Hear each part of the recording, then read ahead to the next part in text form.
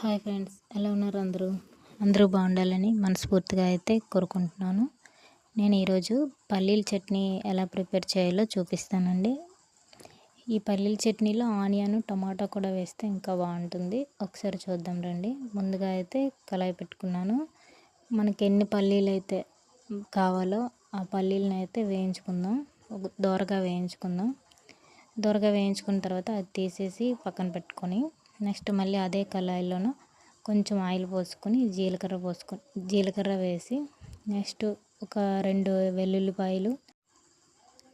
వెల్లుల్లిపాయలు కొంచెం అల్లం అండి, చిన్న అల్లం ముక్క వేసుకొని, మీ కారం తగ్గేటట్టు ఎండుమిర్చి అయితే నేను 4 వేసుకుంటున్నాను. మళ్ళీ పచ్చిమిర్చి 2 వేస్తాను ఎక్స్ట్రా. మీ కారం ఎక్కువగా తింటే కొంచెం ఎక్కువ వేసుకొని ఎండుమిర్చి వేసుకోండి, పచ్చిమిర్చి తక్కువ వేసుకోండి. ఎండుమిర్చి ఎక్కువ వేసుకుంటేనే బాగుంటుంది ఈ చట్నీకి. నెక్స్ట్ ఎండుమిర్చి వేసేసాక ఉల్లిపాయలు అయితే ఒక 2 ఉల్లిపాయలు అయితే కోసి పెట్టుకున్నాను. 2 ఉల్లిపాయలని ఫ్రై అయితే చేసుకోవాలండి. ఇందులోనే చూసారు కదా, ఒక 2 పచ్చిమిర్చి అనేది నేను వేసుకున్నాను. ఈ ఆనియన్స్ అనేది కొంచెం అంటే మరి బ్రౌనిష్ కలర్లో వచ్చేంత వరకు ఫ్రై అవ్వక్కర్లేదండి. నార్మల్గా ఫ్రై అయితే చాలు.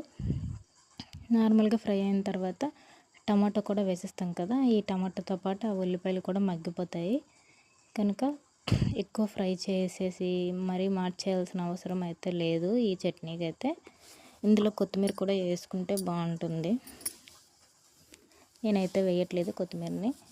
ఈ ఆనియన్ ఉల్లిపాయలు చూడండి ఇలా అయితే ఫ్రై అయ్యాయి కదా, అది తీసేసి మిక్సీ జార్లో నుండి మిక్సీ పట్టుకుంటున్నాను. ఫస్ట్ ఇది ఏదైతే ఉందో ఈ ఫ్రై చేసింది ఆనియన్, వెల్లుల్లిపాయ, నెక్స్ట్ ఉల్లిపాయ ఇవన్నీ కలిపి అది మాత్రం ఫస్ట్ మిక్సీ పట్టుకోండి. అది మిక్సీ పట్టుకున్న తర్వాత పల్లీలు అయితే వేసుకోండి. పల్లీలు వేసుకొని మళ్ళీ మొత్తం ఒకసారి కొంచెం ఉప్పు వేసుకొని మొత్తం ఒకసారి మిక్సీ పట్టుకోండి. మిక్సీ పట్టుకున్న తర్వాత తాలింపు అయితే వేసుకుందాం. చూడండి లాస్ట్లో ఉంటుంది కదా, ఏదైనా సరే చట్నీ చేస్తే లాస్ట్లో వేసే తాలింపు వేస్తేనే బాగుంటుందండి. ఇంకా అదే కళాయిలోన కొంచెం ఆయిల్ వేసుకొని ఫస్ట్ అయితే ఆవాలు అయితే వేసుకుంటున్నాను. ఆవాల తర్వాత జీలకర్ర, నెక్స్ట్ పచ్చెనపప్పు, మినపప్పు ఉంటుంది కదా, అవి కూడా వేసుకొని కొంచెం ఫ్రై అయిన తర్వాత కొద్దిగా కరివేపాకు, నెక్స్ట్ ఒక 2 ఎండుమిర్చి అనేది వేసుకుంటున్నాను. ఇది బాగా ఫ్రై అయిన తర్వాత మనం ఏదైతే మిక్సీ పట్టుకున్నామో ఆ పల్లీ చట్నీను ఆనియన్ అంతా మిశ్రమాన్ని మిక్సీ పట్టాం కదా, అదేమో చట్నీ ఇందులో వేసేసి కొద్దిసేపు వేగుతుందండి. కొద్దిసేపు వేగనిచ్చాక వేడి నీళ్ళు ఉంటాయి కదా, మనము ఆ వేడి నీళ్ళు అనేవి మిక్సీ జార్లో పట్టుకొని ఒకసారి గిర్ర తిప్పేసి అందులో వేసేయండి. అంతే. చల్లనీళ్ళు వేస్తే కన్నా వేడి నీళ్ళు వేస్తే కొంచెం వేరం వచ్చేస్తుంది, బాగుంటుంది వేడి నీళ్ళు అయితే. ఇంకా మనము వేడి చేసేసి ఇంకా చట్నీ అనేది ఉడకబెట్టాల్సిన పనే ఉండదు. ఉడకబెడితే ఇంకా మరి బాగోదు కూడా.